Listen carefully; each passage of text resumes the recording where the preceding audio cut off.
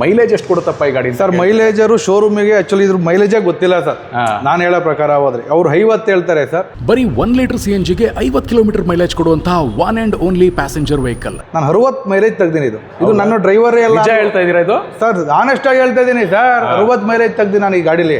ಇವ್ರು ಹೇಳ್ತಿರೋದು Ape city NXT plus passenger auto ಬಗ್ಗೆ. ಶ್ರಮಜೀವಿಗಳ ಸಾರಥಿಯಾಗಿರೋ ಆಪೆ ಬ್ರ್ಯಾಂಡ್ ನ ಪ್ಯಾಸೆಂಜರ್ ಸೆಗ್ಮೆಂಟ್ ಅಲ್ಲಿ Ape city NXT plus, Ape city plus metro ಮತ್ತೆ ಆಪೆ ಆಟೋ ಬಡ ಗಾಡಿಗಳಿಗೆ ಒಳ್ಳೆ ಹೆಸರಿದೆ.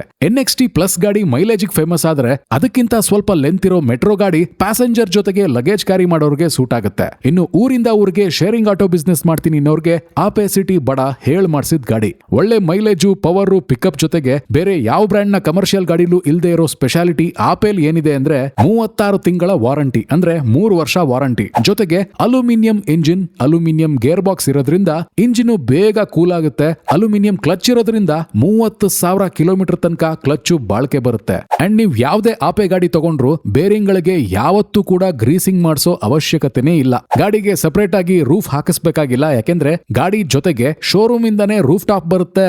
ಆಪೆ ಗಾಡಿಗಳನ್ನ ಟೆಸ್ಟ್ ರೈಡ್ ಮಾಡಬೇಕು ಅಂದ್ರೆ ಸ್ಕ್ರೀನ್ ಮೇಲೆ ಕಾಣ್ತಿರೋ ಪ್ಯಾಲೇಸ್ ಆಟೋಮೋಟಿವ್ ಶೋರೂಮ್ಗೆ ಭೇಟಿ ಕೊಡಿ. ಅಲ್ಲಿ ಲೋನ್ ಫೆಸಿಲಿಟಿನೂ ಇದೆ. ಹಳೆ ಗಾಡಿ ಇದ್ರೆ ಎಕ್ಸ್ಚೇಂಜ್ ಮಾಡ್ಕೊಡ್ತಾರೆ. ಹಾಗೆ ಆಟೋಮೊಬೈಲ್ ಬಗ್ಗೆ ಈ ತರದ ಇನ್ಫಾರ್ಮೇಶನ್ ಕನ್ನಡದಲ್ಲಿ ಬೇಕು ಅಂದ್ರೆ ಮೋಟೋಟೆಕ್ ಕನ್ನಡ ಅಕೌಂಟ್ ನ ಫಾಲೋ ಮಾಡ್ಕೊಳ್ಳಿ.